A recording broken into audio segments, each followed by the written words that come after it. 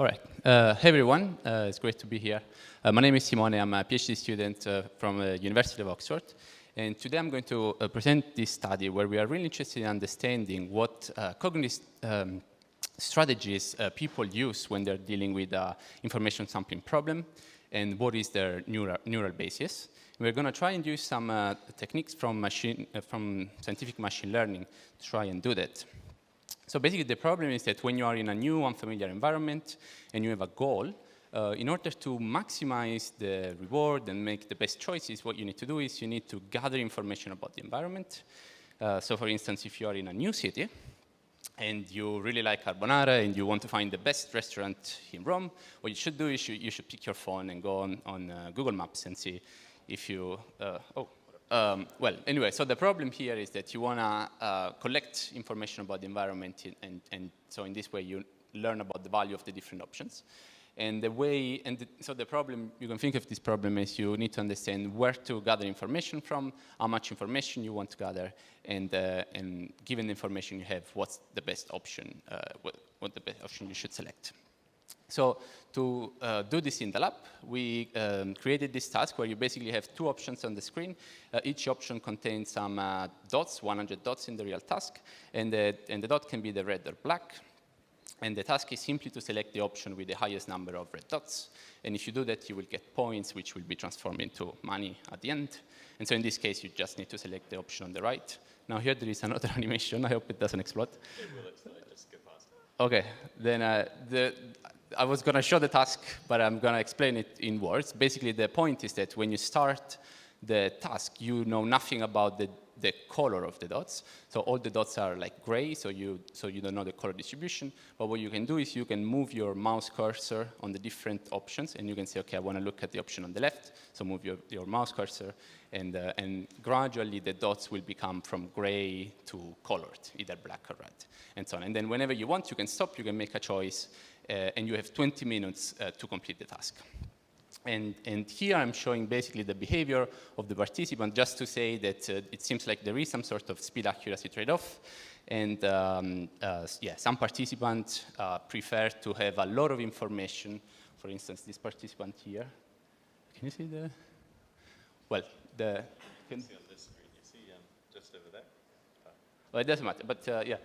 So some participants really like to collect a lot of information, and they are going to be more accurate, and other participants maybe are happy with more uncertainty, less information, and they're going to be less accurate but faster. So how can we model this problem?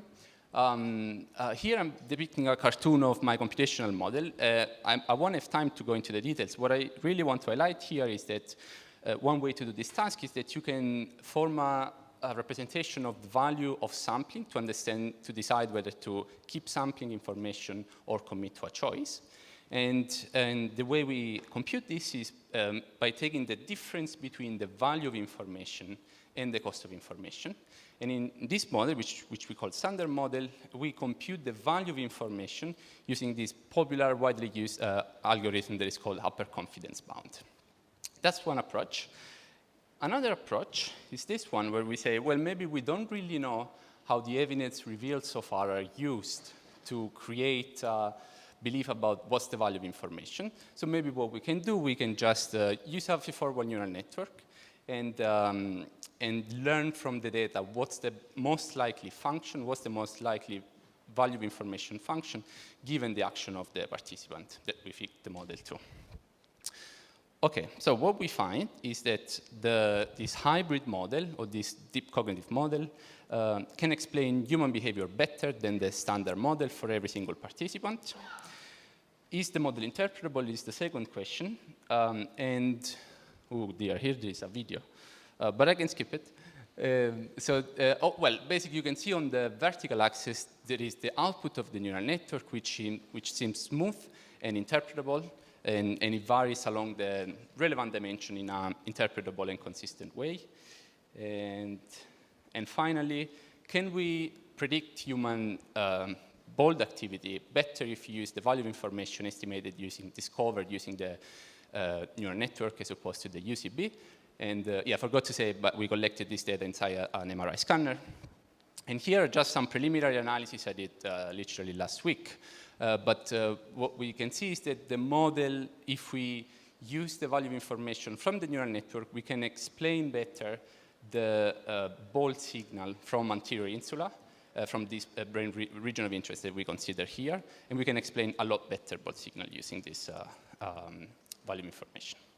Okay, that's all. If you are interested, I can talk you more about with the poster, and I would really like to thank my supervisor, Deng, who, by the way, made a great job at selecting the best restaurant, and Lawrence and Jan.